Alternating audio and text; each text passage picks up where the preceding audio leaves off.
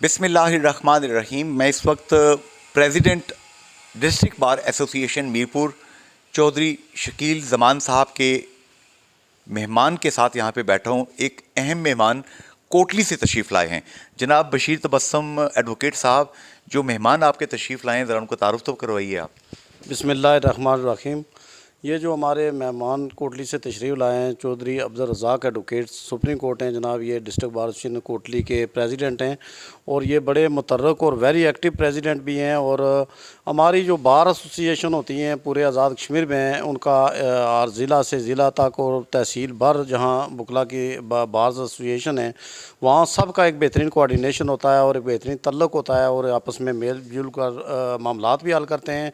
और जब कोई इशू भी होता है, बर्निंग इशू होता है आज़ाद कश्मीर बार में, स्टेट में या किसी भी जगह पे होता है, तो वो ये मिल के जो तय करते हैं, वो हमारा लिज़ान डेवलप करते हैं और उसके लिए बेहतरीन कारमंद साबित होते हैं मामला। मैं आगे बढ़ूँगा। आपकी कुर्सी अगर इजाज़त हो, मैं मुस्तार ले सकता हूँ, उधार ले सकता हूँ आपसे, ताकि मैं ज़रा ईज़िली बात कर सकूँ। जनाब चौधरी शकील ज़मान एडवोकेट साहब, पहले तो प्रेसिडेंट का कमरा मैं देख रहा हूँ कि बड़ा आपने खूबसूरत कर दिया और मज़ीद रौनक जो आपके मेहमान हैं इन्होंने इसको बख्श दी।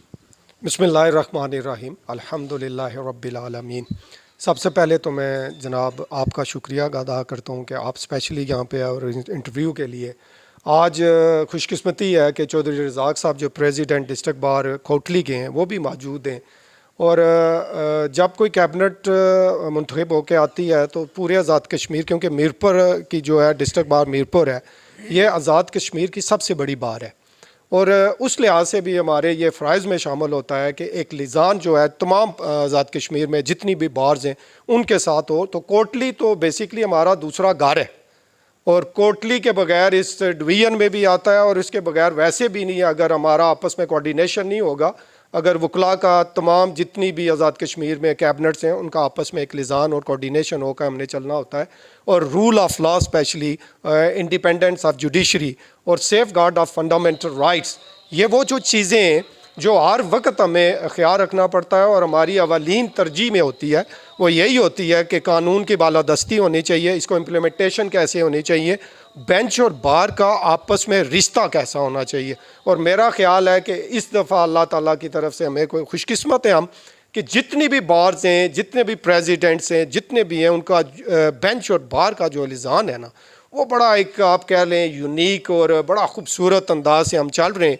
इवन दैन एडमिनिस्ट्रेशन के साथ भी हमारा अच्छा ताल्लुक है। आप प्रोफेशनली समझते हैं कि ये ताल्लुक जो है ये आम आदमी को इंसाफ दिलवाने के लिए मददगार होता है? जी बिल्कुल, क्यों नहीं। देखें, बात ये होती है कि बेंच और बार का अगर आपस में रिश्ता ना होना, फिर इसमें एक रिफ्ट कायम हो जाती है जिसकी वजह से वकला और साइलान जो हैं वो डिस्टर्ब होते हैं। आपका जज के साथ हमारा काम क्या है? हमारा काम यह है असिस्ट करना। हमको जज को कंपेल या उसके पे इम्पोज नहीं कर सकते कोई चीज़, फैसला उन्होंने करना होता है। और क्लाइंट, हमारी जिम्मेदारी ये है कि क्लाइंट को उसको जस्टिस मिले हर सूरत। अब्दुल रज़ाक साहब एडवोकेट साहब तशरीफ़ लाए, कोटली की बार के प्रेसिडेंट, और कोटली के लोग मेरी रैंकिंग के मुताबिक आज़ाद कश्मीर के सबसे ज़्यादा मेहमान नवाज लोगों में से इनका शुमार होता है।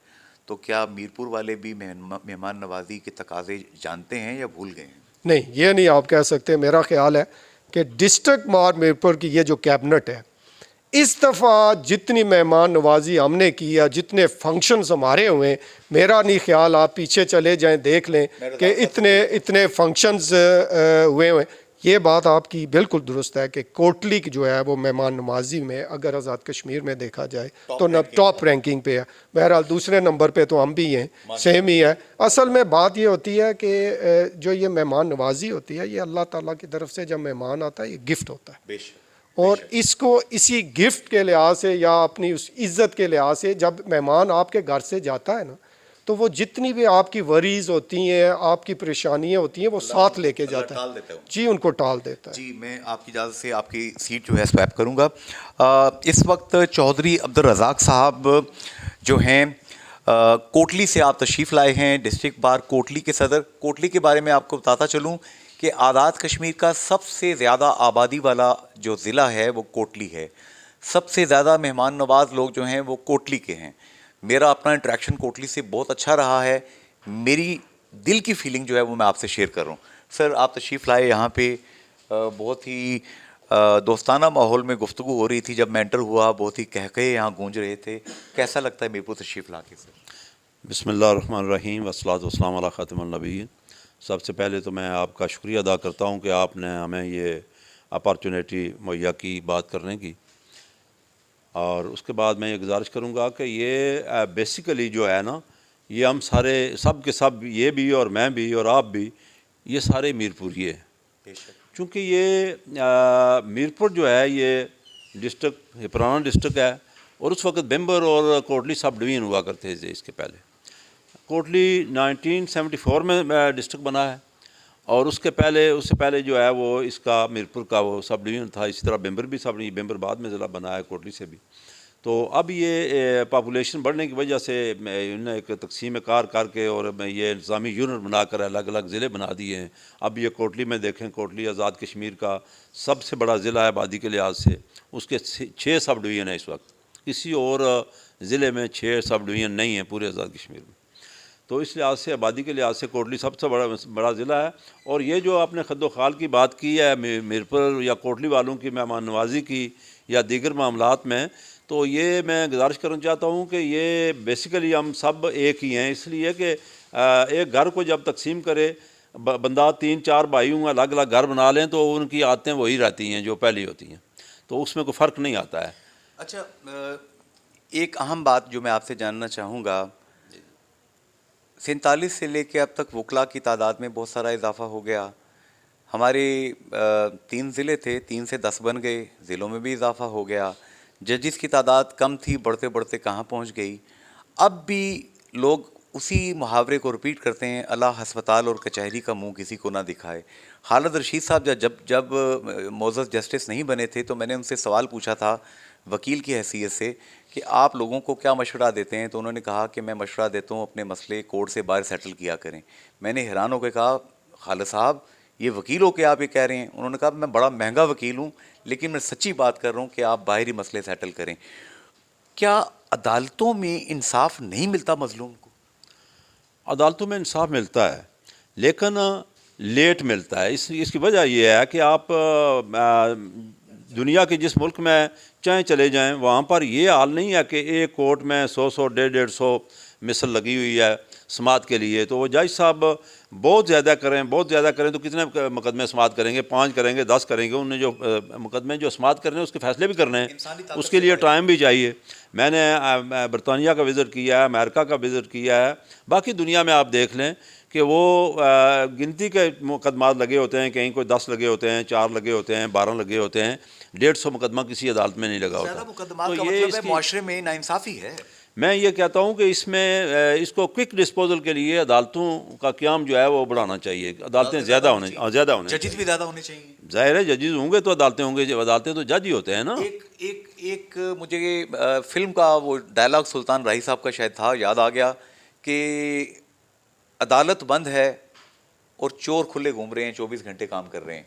तो क्या ऐसा मुमकिन है कि राउंड द क्लॉक 24 घंटे अदालतें जो हैं वो रोटेशन के ऊपर चल सकें? ये नामुमकिन है। चोर तो चोरी 24 घंटे कर सकते हैं वारदात, लेकिन अदालतें 24 घंटे नहीं बैठ सकती हैं, ये नहीं लगाई जा सकती। नहीं कहीं है, ये रात को अदालतें नहीं लग सकती। जो रात को लगेंगी वो गलत काम करेंगी, रात वाले काम करेंगे।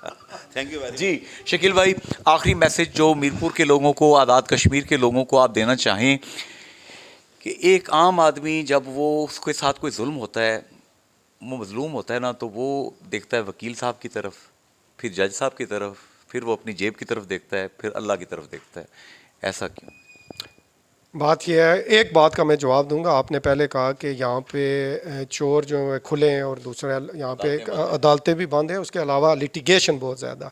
मेरा ख्याल है ये अवेयरनेस है, इसलिए लिटिगेशन ज़्यादा। हर बंदे को अपने पता है कि मेरा हकूक़ क्या है, ठीक है, और ये हकूक़ की बात होती है कि लिटिगेशन होती है ज़्यादा।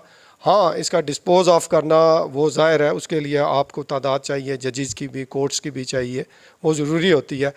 मेरा ख्याल है कि अदालतों में ही सेटल होने चाहिए मामलात, बाहर बहुत कम होता है, बाहर नहीं हो सकते अगर अदालतें ना हो, रूल ऑफ लॉ ना हो, तो ये सिस्टम जो है वो बिल्कुल ही जिस तरह जंगल का कानून होता है उस तरह हो जाता है। ये इनको रोकने के लिए बहुत ज़रूरी है। रियाज अख्तर साहब उस वक्त चीफ जस्टिस थे और मैं उनके अक्सर इंटरव्यूज़ करता था, बाद में भी करता रहा। अल्लाह उनका वो जहान अच्छा करे, बशरी गलतियाँ अल्लाह पाक उनकी माफ़ करे, अल्लाह उन्हें जन्नतुल फिरदौस में आला मुकाम दे। वो कहते थे कि मैंने स्पीडी ट्रायल के लिए 40 दिन के अंदर मैं कत्ल के फ़ैसले भी मैंने करवाए हैं। क्या जस्टिस डिलेड जस्टिस डिनाइड, जैसा कि अब्दुर्रहमान साहब ने बात की, देर से इंसाफ मिलना ये जस्टिस की डिनाइल नहीं है सर?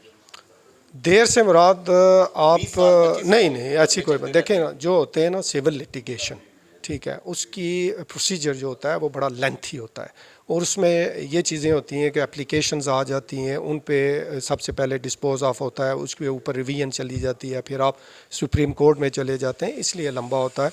अदरवाइज़ जो फौजदारी मुकदमे क्रिमिनल जो हैं वो इतने लंबे नहीं जाते। ठीक है, 40 डेज़ जो है वो बहुत कम है।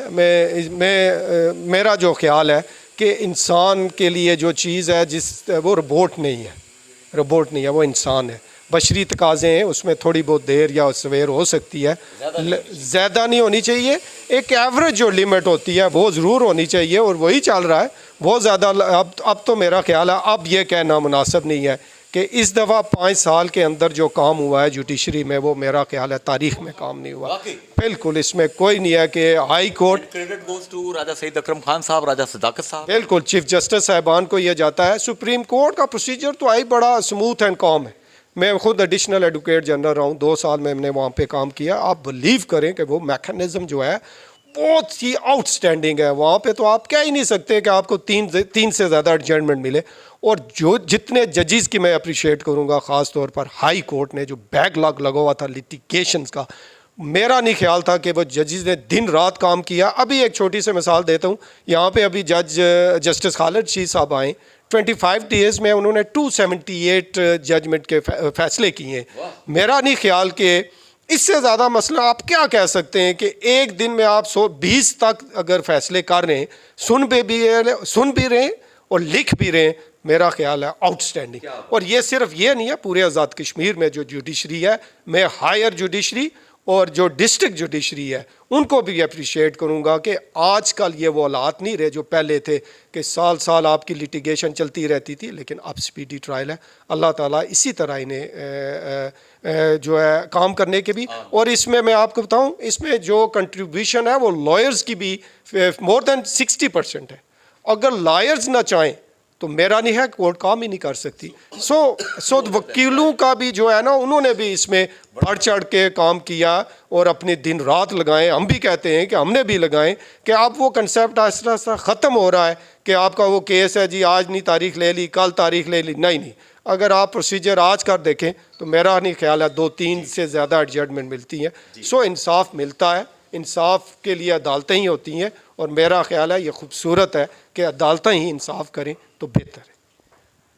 आज का ये एक लाइट सा शो जिसमें थोड़ी सी गंभीर किस्म की बातें मैंने पूछ ली पब्लिक इंटरेस्ट के लिए। एक आम आदमी जब उसके साथ जुल्म होता है तो वो कहता है मैं तुम्हें कोर्ट में देखूंगा। मुहज़्ज़ब मुल्कों में ऐसे ही होता है। यहाँ पे स्टेट को, रियासत को जो माँ का किरदार अदा करती है, शायद उसे पब्लिक को थोड़ा फैसिलिटेट करना चाहिए। कोई ऐसा मैकेनिज़्म बना दें कि एक गरीब आदमी जो कि वकील की फ़ीस अफोर्ड नहीं कर सकता, इवन वो फ़ोटोकॉपीज़ का जो इतना बड़ा पलंदा है वो फ़ोटोकॉपी तक नहीं करवा सकता, स्टेट उसकी ज़िम्मेदारी ले। एक आम आदमी को इंसाफ चाहिए। हम हुज़ूर पाक सल्लल्लाहु अलैहि वसल्लम, खुलफाए राशिदीन और बड़े बड़े औलियाए कराम के वाक़यात सुनते हैं कि एक मुनसफ़ जज, मुनसफ़ काजी, उसका मुकाम क्या था। इमाम अबू हनीफ़ा रहमतुल्लाह अलैह को एक खलीफा साहब उनको बनाना चाहते थे जज, काज़ी उल क़ुज़ात। उन्होंने कहा कि मैं इस ओहदे के काबिल नहीं। तो खलीफा ने कहा आप झूठ बोलते हैं। उन्होंने मुस्कुरा के कहा झूठा इंसान तो जज बन ही नहीं सकता। ये हमारे बुज़ुर्ग थे। खुदारा एक आम आदमी के लिए सोचिए, अल्लाह आपके लिए बेहतर कर देगा। फ़ी अमान अल्लाह, हाफ़िज़, गुड बाय।